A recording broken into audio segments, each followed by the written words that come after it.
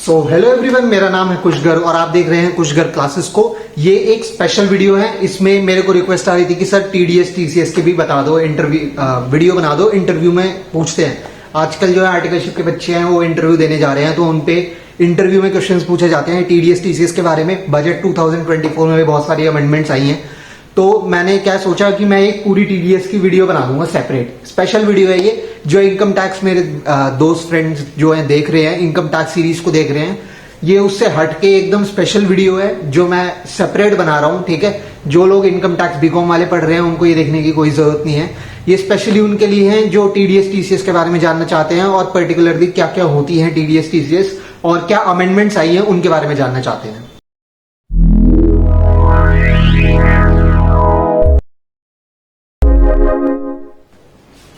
Now everyone, मैं amendments भी पढ़ाऊंगा, ठीक है, जो अभी 2024 में आए हैं लेटेस्ट बजट में। ठीक है, अभी हम स्टार्ट करने वाले हैं section number 192, nature of payment. पहले तो मैं तुम्हें यहाँ पे ये मैंने वो बना दिए हैं सारे, ठीक है, सेक्शन किस सेक्शन के अंडर लाई कर रहे हैं, ठीक है, कौन सा सेक्शन हम पढ़ रहे हैं। बहुत सारे सेक्शन है इसमें, तुम्हें याद करने पड़ेंगे। मैं मेन बता दूंगा, वैसे सारे याद करने की जरूरत नहीं है।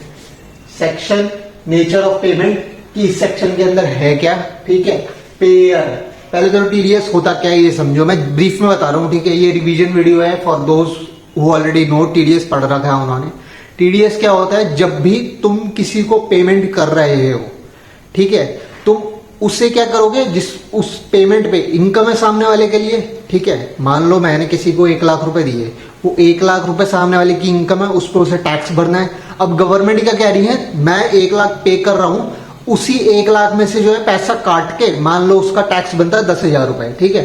तो मैंने 90,000 रुपए सामने वाले को दे दिए, ठीक है, और 10,000 मैंने गवर्नमेंट को दे दिए। इससे क्या हुआ, इसको कहते हैं टैक्स। टैक्स था ये 10,000 रुपए, मैंने इसको काट लिया एट सोर्स। सोर्स का मतलब क्या, मैं पे कर रहा था उसे, मैंने पे करने से पहले ही काट लिया उसके पैसे और टैक्स जमा करा दिया और उसको बच्चा को पैसा दे दिया। अब उसे क्या करना है, उसे कुछ दिमाग लगाने की जरूरत ही नहीं, उन्होंने टैक्स ऑलरेडी भर दिया। इस चीज को हम कहते हैं टीडीएस, ठीक है। तो TDS nature of payment, payment क्यों मैंने पे करा। अब मैं सैलरी दी, मान लो हम क्या पढ़ रहे हैं इधर 192 सैलरी, तो मैंने सैलरी पे करी होगी सामने वाले को, ठीक है, उसके लिए सैलरी होगी, ठीक है। अब मान लो आगे ऐसे आएंगे, बहुत सारे आएंगे, वो नेचर ऑफ पेमेंट मतलब टीडीएस, ठीक है। पेयर, पेयर कौन, मैं पेयर हूं, जिसको मिल रहा है वो कौन है, पेई है वो, ठीक है। पेई का मतलब क्या होता है, जिसको पैसे मिल रहे हैं, जो पैसे दे रहा है वो पेयर, ठीक है।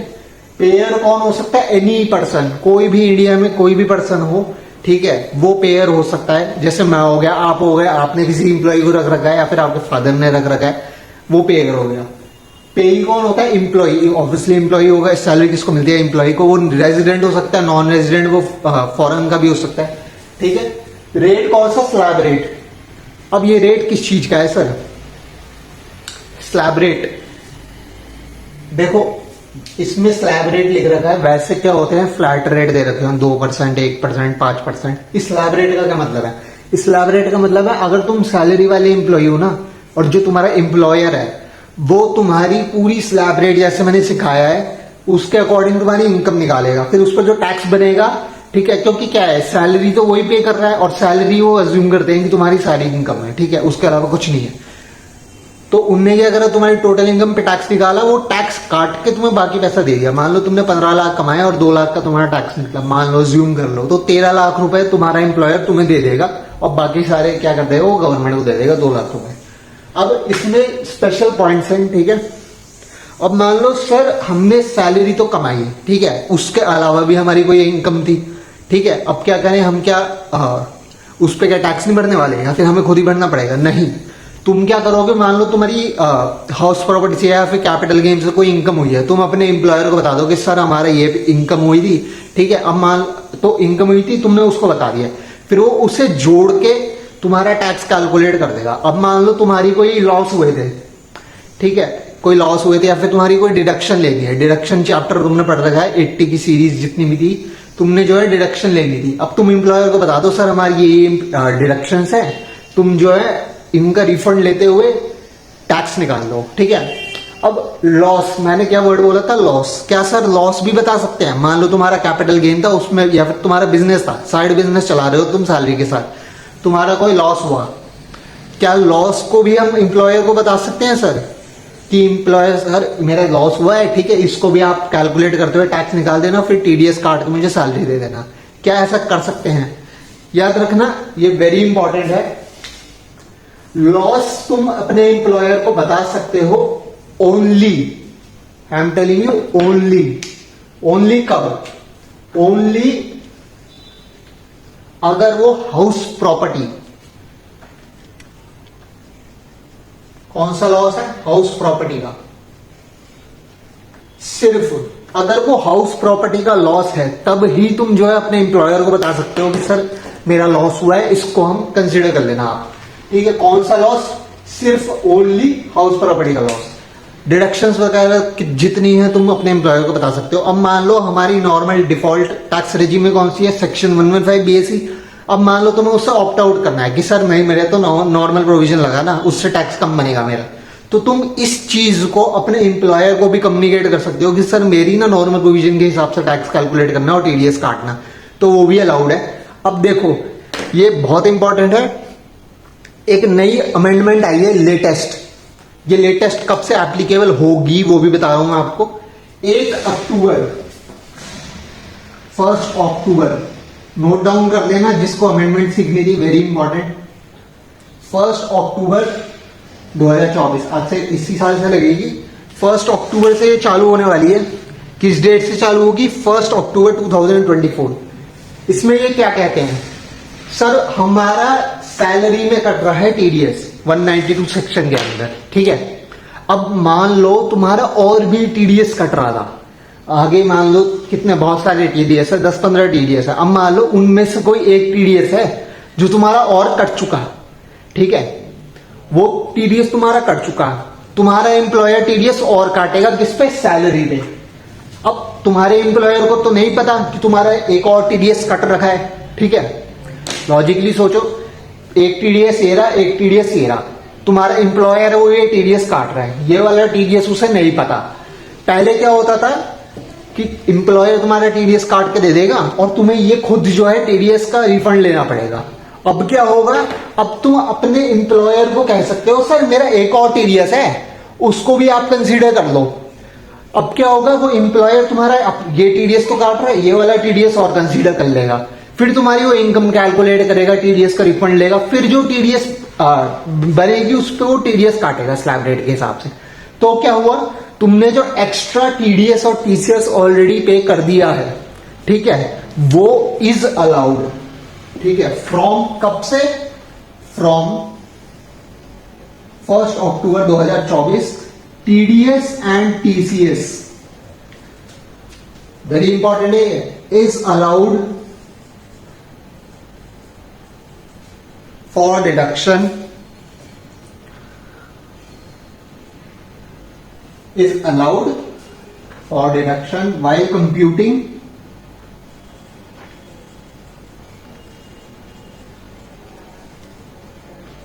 TDS under section 192।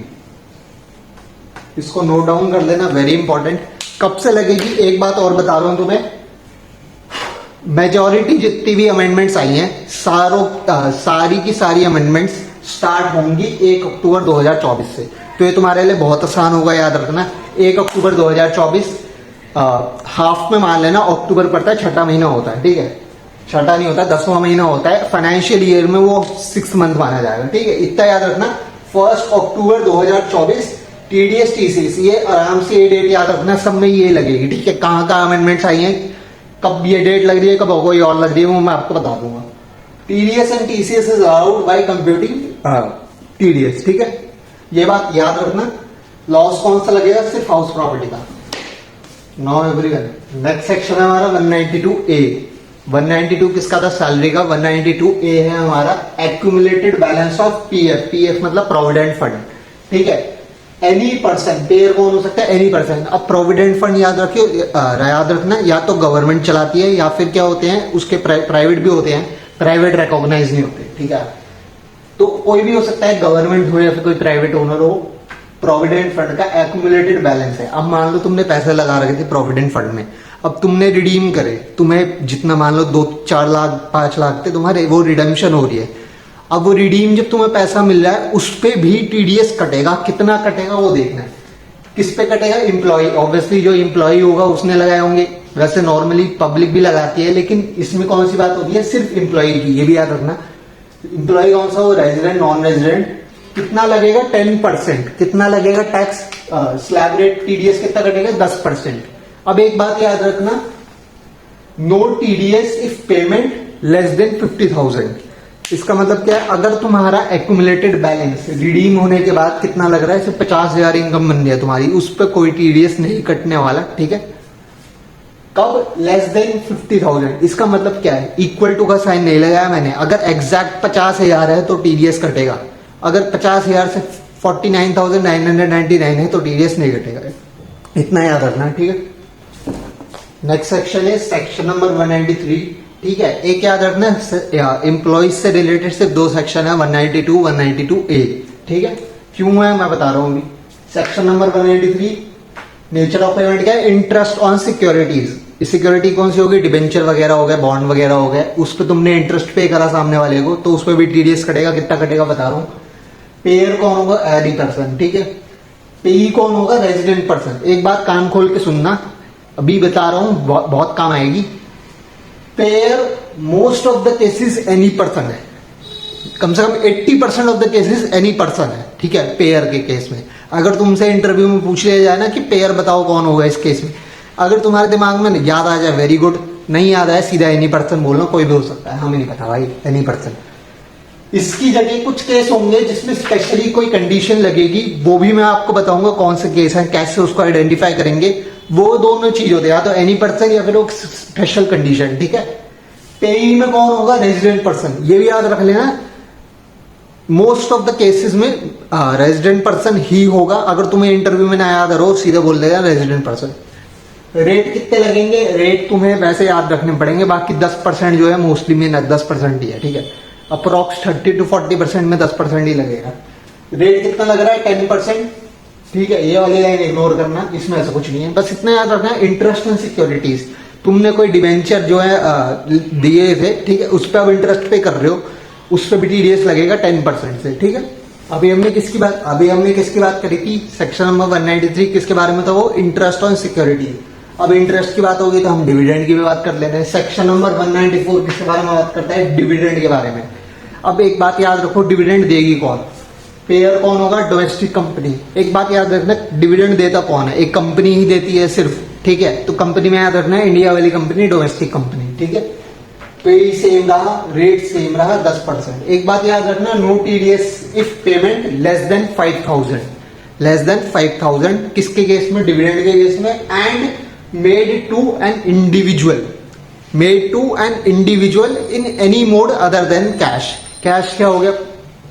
कैश हो गया, ठीक है। In any mode other than cash, अगर उसमें पे कर रहे हो 5,000 से कम डिविडेंड तो कोई टीडीएस नहीं कटेगा, अदरवाइज 5,000 से ज्यादा है तो टीडीएस कटेगा। कितना कटेगा? 10%। इसको पिक्चराइज क्या कहते हैं, विजुअलाइज कर लो, आराम से तुम्हारा सब कुछ क्लियर हो जाएगा, ठीक है।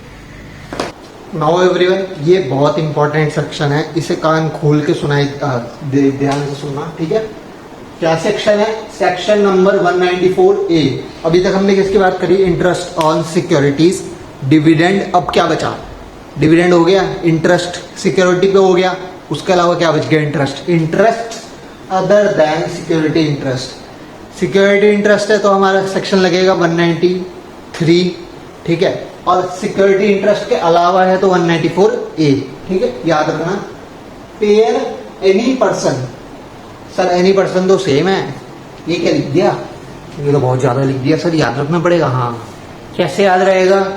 मैंने तुम्हें क्या बोला था? या तो एनी पर्सन होगा या एक कंडीशन होगी, सिर्फ यही लगते हैं, ठीक है। मोस्ट ऑफ द केसेस में टीडीएस टीसीएस में मैंने बोला था ना, वो कंडीशन ये है क्या? या तो एनी पर्सन होगा या फिर ये कंडीशन होगी पूरी।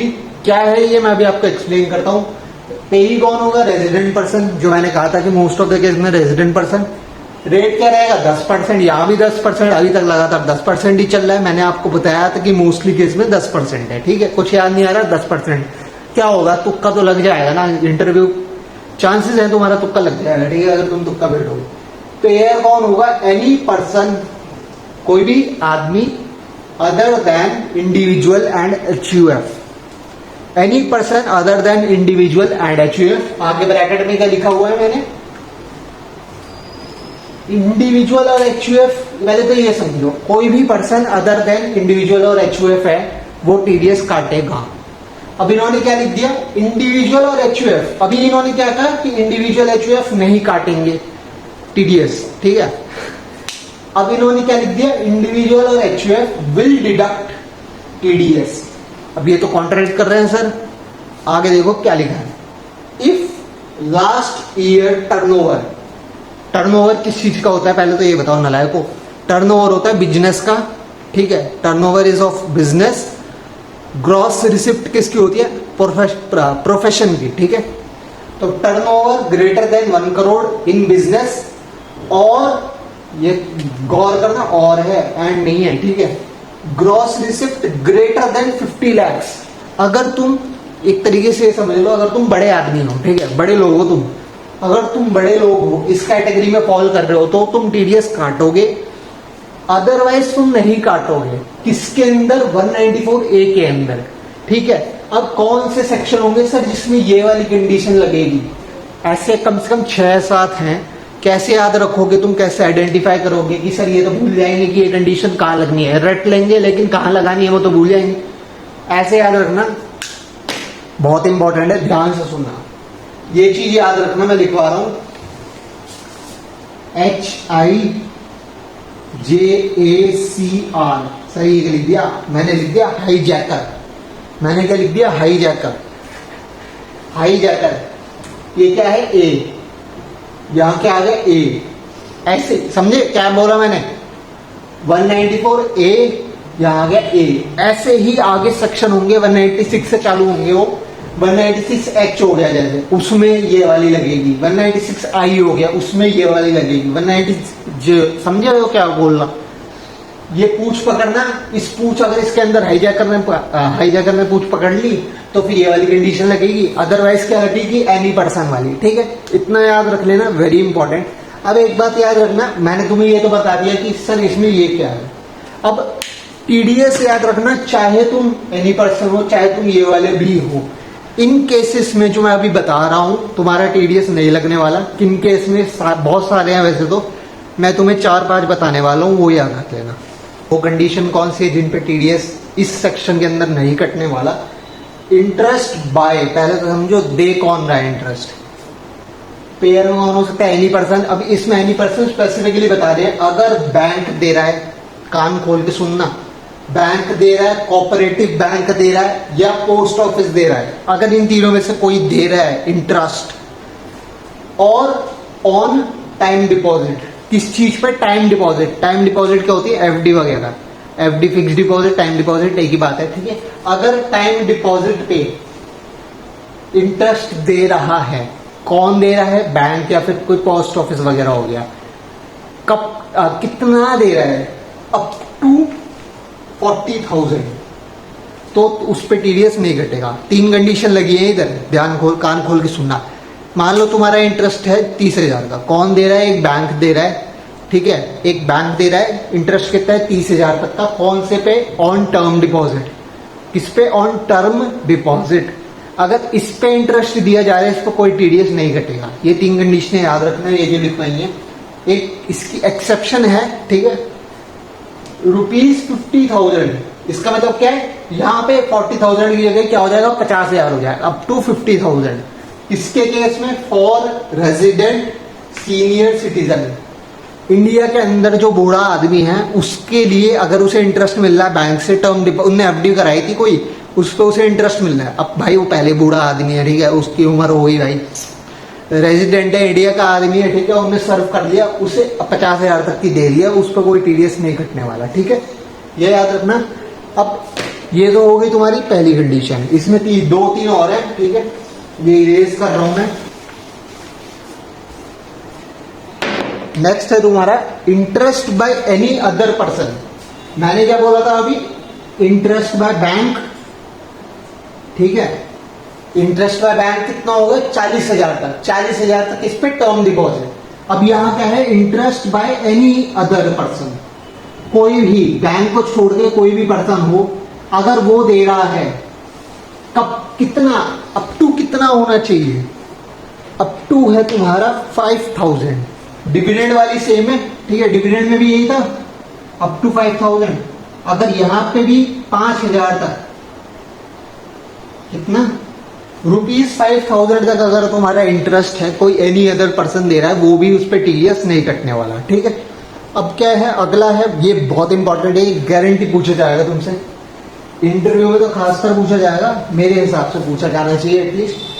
इंटरेस्ट ऑन सेविंग अकाउंट, ठीक है, बैंक में तुम सेविंग अकाउंट खुलवाते हो, उस पर जो भी इंटरेस्ट मिलता है उस पर कभी टीडीएस नहीं कटेगा, याद रखना ये बात। Interest on saving bank account, on saving bank account, bank में तुमने सेविंग अकाउंट खुलवाया, उस पर तुम्हारा इंटरेस्ट आ रहा है, उस पर कभी टीडीएस नहीं कटने वाला, ठीक है। बाकी सारे यही थे, ठीक है, मेन 3 ये याद रख लें जो मैंने अभी तुम्हें बताया। फिर ये कि अप टू 5,000 तक, और किसी केस में, और अगर सेविंग बैंक अकाउंट है तो तुम्हारा इंटरेस्ट कटेगा ही नहीं, टीडीएस कटेगा ही नहीं। मेरे हिसाब से ये वाला अच्छा पॉइंट है, ठीक है, ये याद रख लेना। हमारा अगला पॉइंट है 194B, सेक्शन नंबर 194B। इसमें क्या है, winnings from lottery, crossword etcetera.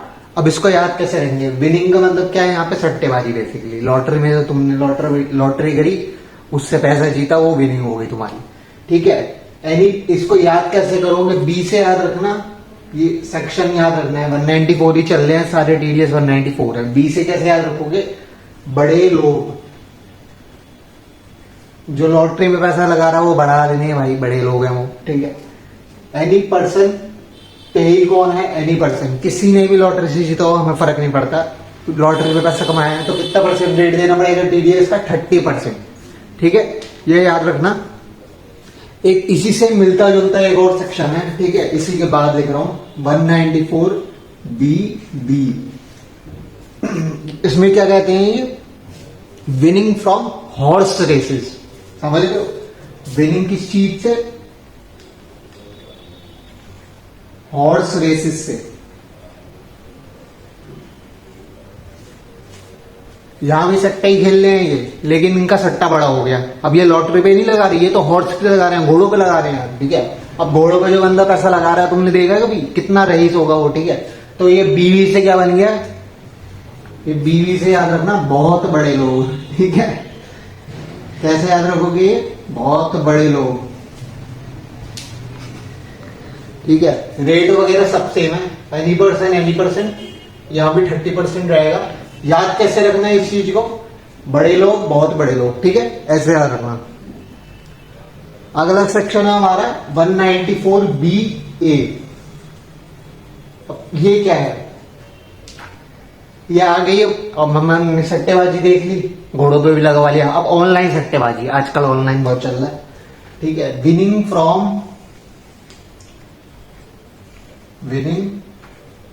From online games. अब इन ऑनलाइन गेम्स का मतलब ये नहीं है कि तुम्हारे BGMI वगैरह से जो पैसे मिल रहे हैं तुम्हें, कोई टूर्नामेंट वगैरह खेल लिया तो उस पर लग रहे, नहीं। ये हो गए तुम्हारे रमी वगैरह, जो आजकल रमी वगैरह, पोकर वगैरह चल रहे हैं ना ऑनलाइन, उनसे पैसा मिलता है, वो सारे हो गए। ड्रीम 11 वगैरह तुम्हारा जो हो गया, ठीक है, वो सारा इसमें आएगा, विनिंग फ्रॉम ऑनलाइन गेम्स। इसमें भी वही है, एनी परसेंट, 30%, सब सेम है, ठीक है।